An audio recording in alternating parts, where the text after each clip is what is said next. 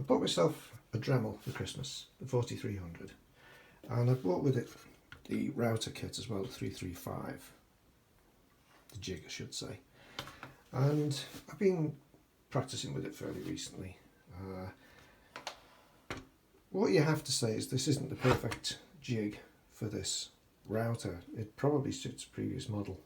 That gauge there, the height gauge, is completely and utterly useless, because where it is now the bit should be actually flush with the bottom there, so that as you plunge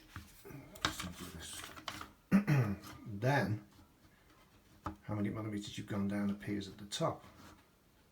So that's completely and utterly useless. I'm wondering if I can correct that in some way. I doubt it. The other thing is it sits in there kind of okay, but again it seems as though it's more suited to a different model. But the problem with this jig is these steel bars. They're very smooth and very shiny. And the problem with that is that if you use anything other than forward motion while you're routing, and sometimes you can't help sort of being slightly biased towards the piece, then the jig can slide a little bit because these are so smooth, and you end up with the line going off, and of course your work goes off. I'm just taking this thing out. So that's the rod. That's one of them. Very, very smooth. Now today I've decided to do something about this, and I haven't done it with both of them, but what I have done is I've roughened up this portion here, which is the portion that fits within this piece, and just about an inch there, or 25 mil, because that's the position I normally have this in, so that this is fully adjustable. And I think that will grip, and it's only necessary probably to do on one side. If you do it on both, it might just make it slightly more difficult to adjust for small movements because of that roughness, whereas the smooth one should help you do that if you're slacking off the rough one. Setting these things is not the easiest thing, because you need to make sure your fence is at the right distance from the bit itself, which isn't in there yet.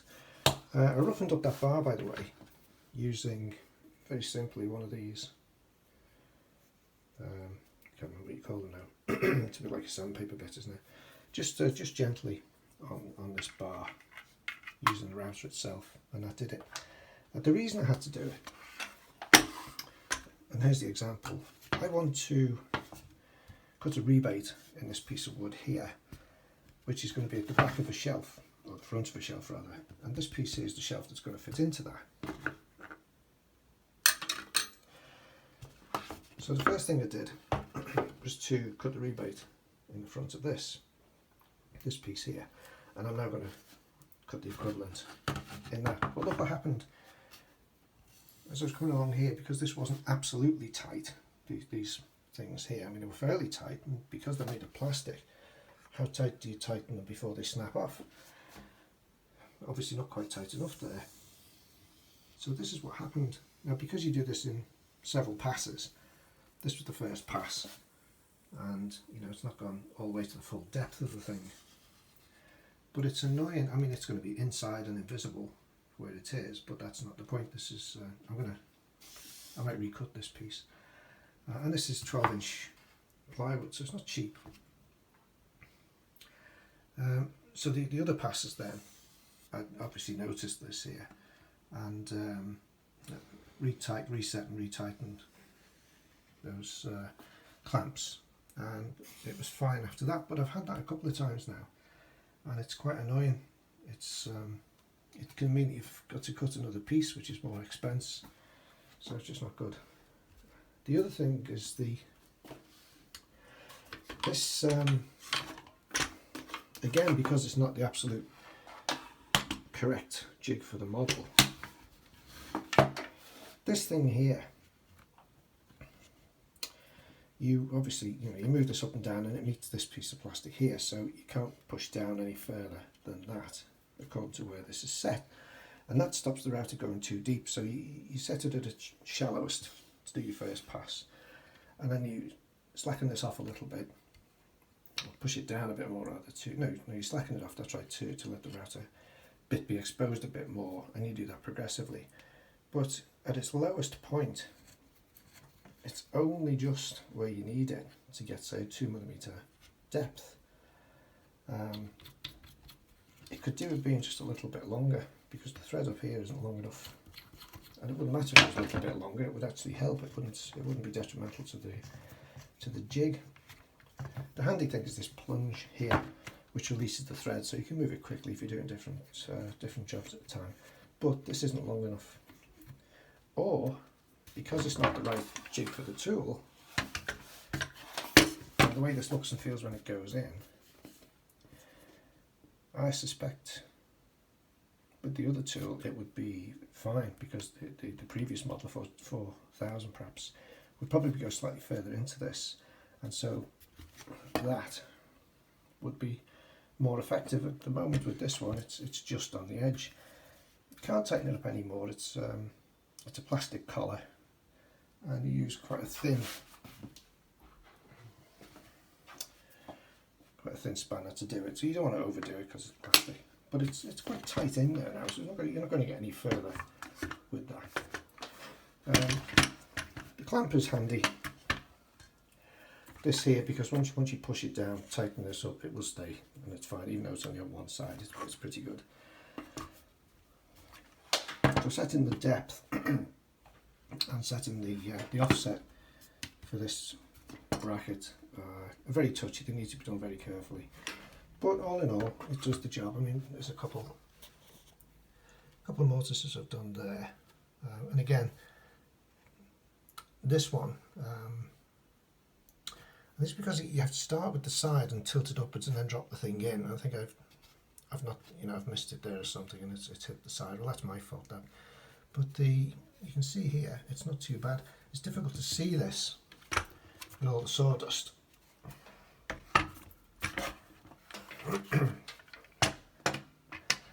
While you're routing along, obviously, in that position there. So what I did to resolve that issue is I put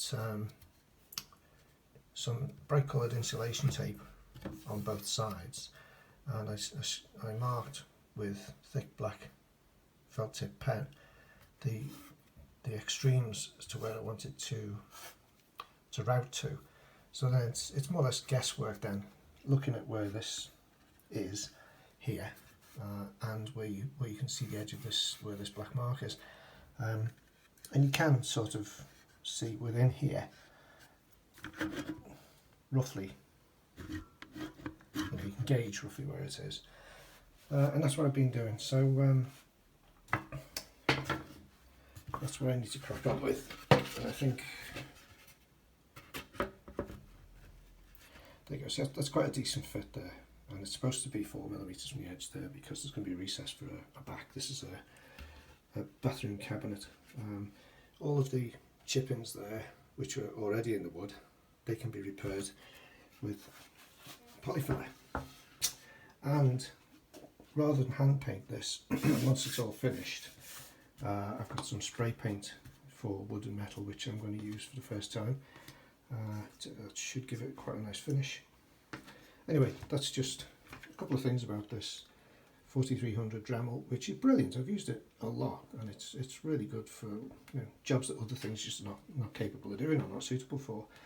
And this jig is good, but I think they need to give us a slightly different version, if you like, just for this particular thing, this model, and also make this work appropriately, because that is just ridiculous.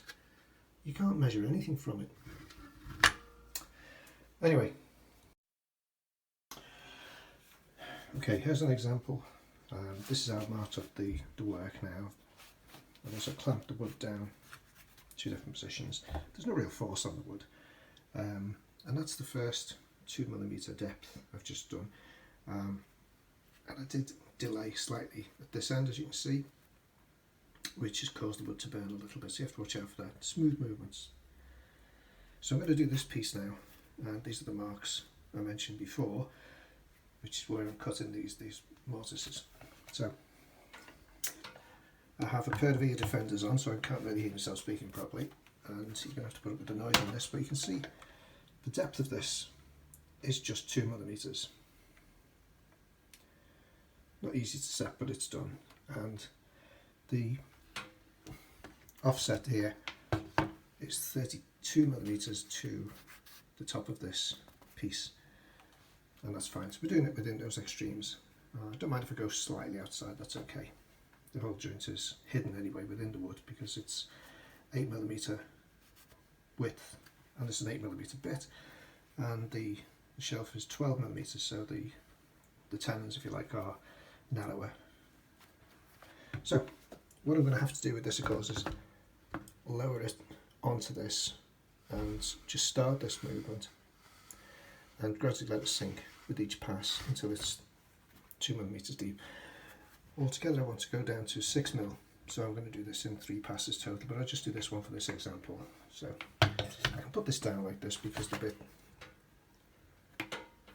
can't touch the base, so I can switch it on.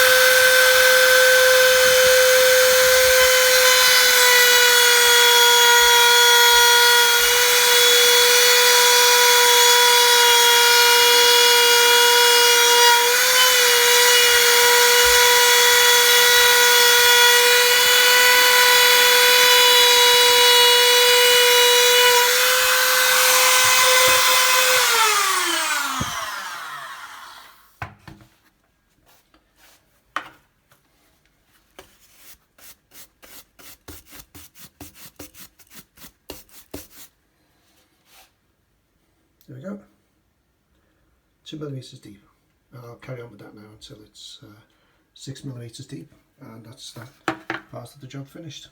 So that's how I've done it. I'm not professional, I'm just a DIY guy, and having some fun with this Dremel, which is quite a decent tool. I've been quite enjoying it, and some of the things I've been able to do with it, which I've not previously had tools that have been completely satisfactory for what I've used them for, but this Dremel certainly gets into bits and places that others can't. So that's the end of this video.